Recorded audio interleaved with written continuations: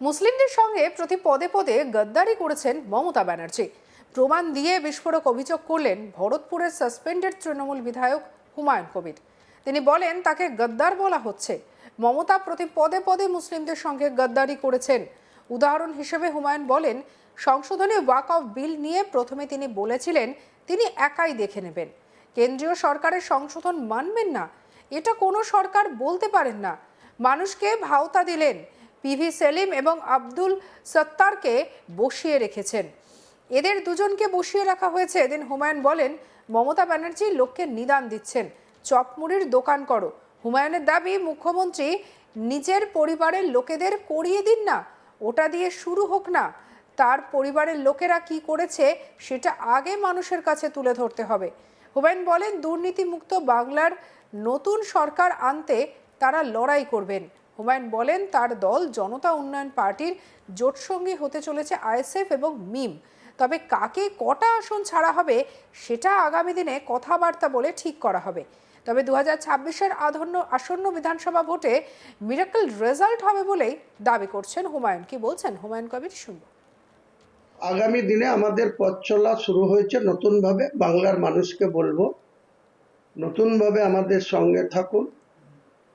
আমাদের একটাই লক্ষ্য, সাম্প্রদায়িক বিজেপিকে রক্ষা এবং মিথ্যাচারী নেত্রী মমতা বন্দ্যোপাধ্যায় আমাকে গদ্দার আখ্যা দিচ্ছে। তারা কত মুসলমান সমাজের মানুষের সঙ্গে প্রতি পদে পদে এই যে ওয়াকফ নিয়ে গদ্দারি করেছে।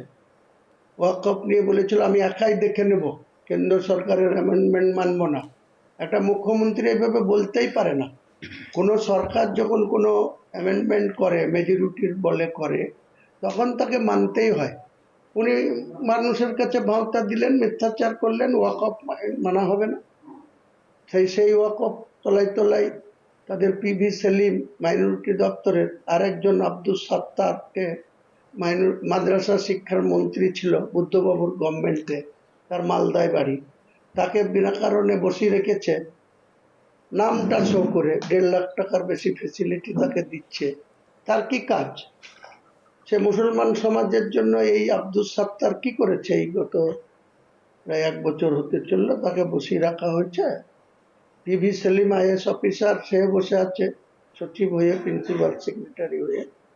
এইসব আর লোককে নিদান দিচ্ছে যে চপ মুড়ির দোকান করো, ঘুগনির দোকান করো।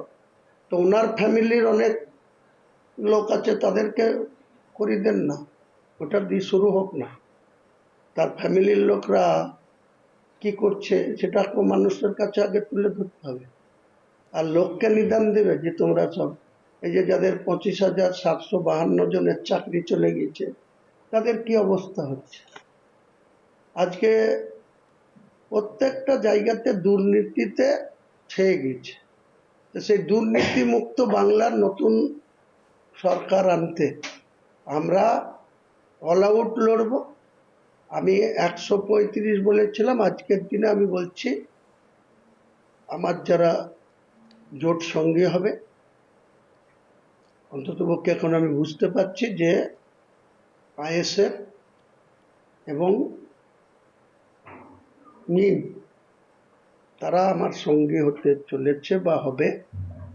আমি 182টা আসনে প্রার্থী দেবো আমাদের জোট সঙ্গীদের নিয়ে। কাকে কটা ছাড়বো, তারা আমাকে কটা ছাড়বে, সেটা তাদের সঙ্গে কথা হবে, তখন সেটা সময় মতো জানতে পারবে। এবং এই 182টা সিটে লড়াই করে আমরা কি রেজাল্ট আনবো, কাউন্টিং এর দিনে মিরাকেল রেজাল্ট হবে, এটুকু বলে। মিরাকেল রেজাল্ট হবে, যেটা বাংলার রাজনীতিতে অনেক প্রবীণ এবং দক্ষ রাজনীতিকরা ফেল করেছিল, তারা সাকসেস পায়নি। কখনো তারা বাংলা কংগ্রেস করেছিল, আবার বন্ধ হয়ে গিয়েছিল। কেউ সিপিআই থেকে সিপিআইএম হয়ে সাকসেস হয়েছিল। কিন্তু বাংলার রাজনীতিতে আগামী দিনে আমি এবং আইএসএফ আমরা একটা জোটবদ্ধ হচ্ছি, তার সঙ্গে আইএম আসাদুল্লাহ ওয়াইসির দল যদি যোগদান করে তাদেরও আমি ওয়েলকাম জানাচ্ছি। বয়ান বদল হুমায়ুন কবিরের। তার নতুন দল জনতা উন্নয়ন পার্টির ঘোষণার দিন হুমায়ুন বলেছিলেন 2026-এর আসন্ন বিধানসভা ভোটে তার দল 135টি আসনে লড়াই করবে। কিন্তু শনিবার 27শে ডিসেম্বর তিনি জানিয়ে দিলেন 135 নয়, মোট 182টি আসনে লড়াই করবে জনতা উন্নয়ন পার্টি।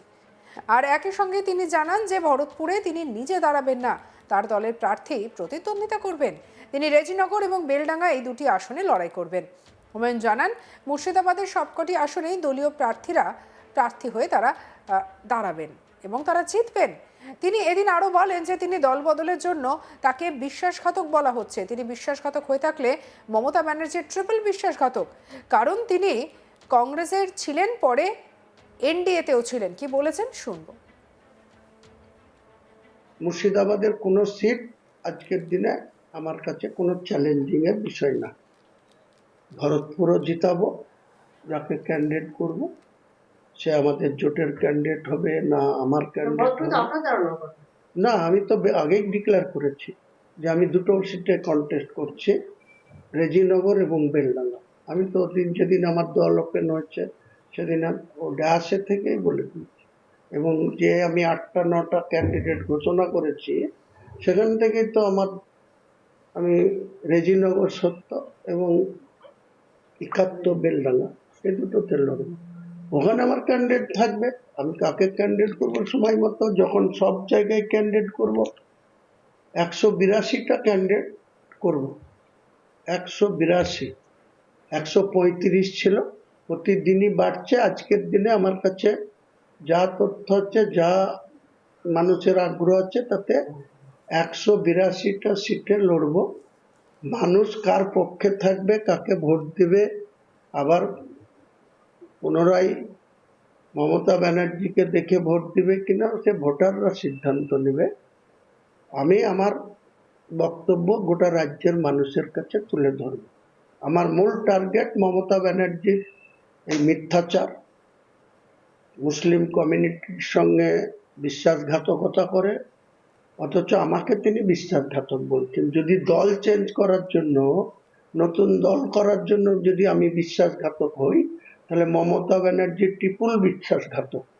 কারণ তিনি কংগ্রেসের সাথে বিশ্বাসঘাতকতা করে তৃণমূল কংগ্রেস করেছিলেন, আবার তৃণমূল কংগ্রেস থেকে কংগ্রেসের সাথে 2001 সালে আবার জোট করেছিলেন, আবার তারপরে এনডিএর সাথে গিয়েছিলেন, আপনারা সবাই জানেন। সঙ্গে রাখুন আজ তাক বাংলার ইউটিউব চ্যানেলকে লাইক, কমেন্ট, শেয়ার, সাবস্ক্রাইব করতে ভুলবেন না।